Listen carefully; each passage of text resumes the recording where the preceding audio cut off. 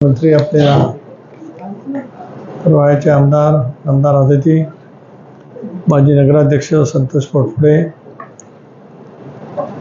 शहराचे पक्षाचे अध्यक्ष अमित उकडे, मुख्याधिकारी माझे सर्वच युवकांचे तालुक्याचे अध्यक्ष, शहरातील माझे सर्व नगरसेवक, सर्वच पत्रकार मित्र, वाहिन्यांचे प्रतिनिधी, बंधू भगिनी आणि सहकारी मित्रांनो, आज सकाळीच आपल्याला निरोप दिल्यानंतर आपण सारेजण पत्रकार मित्र या ठिकाणी आलात, त्याबद्दल माझ्या वतीने, नामदार अतिथी आमदार अनिकेत यांच्या वतीने आपलं मी मनापासून या ठिकाणी स्वागत करतो.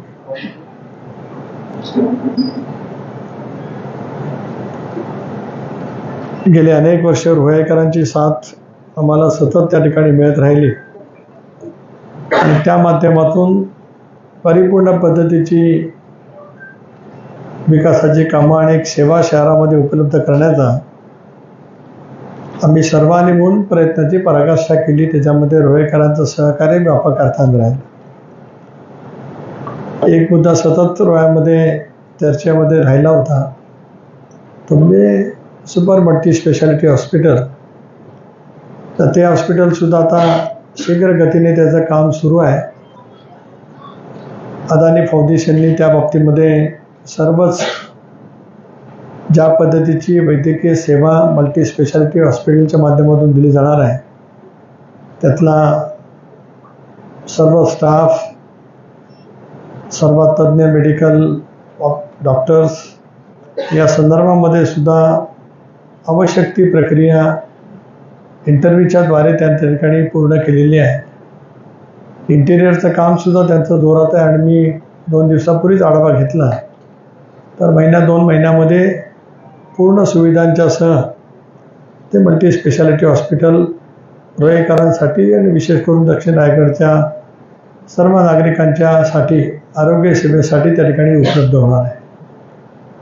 इतर पायाभूत सुविधा नेहमी होत असतात, परंतु मधल्या कालावधीमध्ये माझ्या अनेक प्रश्नात मी, नामदार अतिथी अनिकेत भाई आम्ही सतत बोलत आलो होतो की कधीतरी आपल्या सगळ्या परिसरामध्ये सुद्धा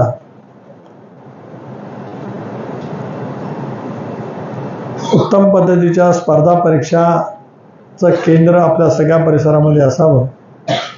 म्हणजे भारतीय प्रशासकीय सेवा असेल, महाराष्ट्राची प्रशासकीय सेवा असेल, याच्या ज्या स्पर्धा परीक्षा होतात त्याचं मार्गदर्शन करणारी एखादी अकादमी त्या सगळ्या परिसरामध्ये असावी, अशी इच्छा आमच्या सर्वांच्याच मनामध्ये सातत्याने त्या ठिकाणी होती.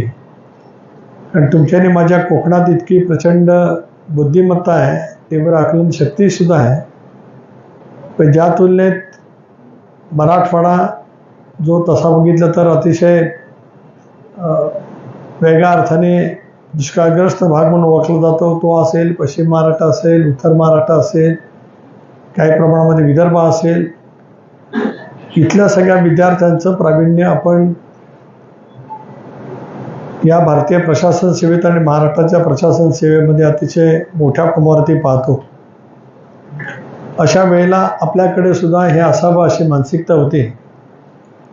मधल्या कालावधीमध्ये आपण शहरामध्ये मध्यवर्ती ठिकाणी जी जागा सातबाऱ्यावरती नव्हती, ती जागा आपण सातबारा निर्माण करत आपण तयार केली आणि एक आरक्षण 14 विकसित करण्याचा आपण प्रयत्न केला. ते विकसित होण्याचं कामसुद्धा टप्प्याटप्प्याने सुरू आहे. मोठ्या प्रमाणावरती निधीसुद्धा मिळाला. त्याच्यातमध्ये सुद्धा वेगवेगळ्या ते करत असतानाच मी घोषित केलं होतं की आपण अशापैकीचा अभ्यासक्रम त्या ठिकाणी सुरू करावा.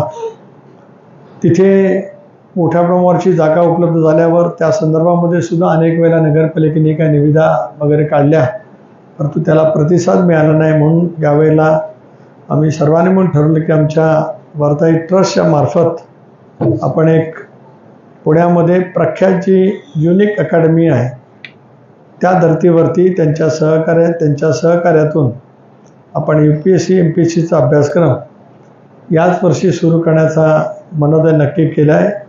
आणि त्याच्यातले जे तज्ज्ञ आहेत जाधव आणि त्यांचे सर्व सहकारी यांचीसुद्धा व्हिजिट आम्ही पुढच्या आठवड्यामध्ये या ठिकाणी करत तशा पद्धतीची अकादमी याच वर्षापासून जून-जुलैपासून सुरू करण्याच्या दृष्टिकोनातून आम्ही त्या ठिकाणी नियोजन केलेलं आहे. हा एक भाग झाला. आपल्याही गावामध्ये कला क्रीडा क्षेत्रामध्ये फार मोठ्या प्रमाणावरती रस असणारी मानसिकता आहे. तुमच्या आणि माझ्या जिल्ह्यामध्ये सुद्धा मोठ्या प्रमाणावरती संगीत क्षेत्रामध्ये सुद्धा खूप मोठ्या प्रमाणावरती नाव कमवणारे आहेत.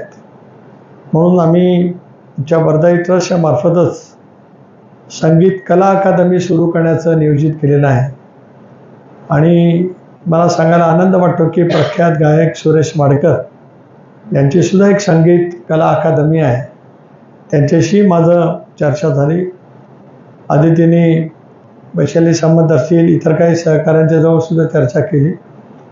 आणि आपल्यापैकी सुद्धा अनेकांना ज्ञात असेल की डॉक्टर मृदुला जोशी ज्या मुंबई विद्यापीठामध्ये संगीत क्षेत्रातल्या प्राध्यापिका आहेत, त्यांनाही संगीत क्षेत्रातल्या लिखाणाच्या बद्दल डॉक्टरेट त्या ठिकाणी मिळालेल्या त्यांचे 3 थिसीस आहेत.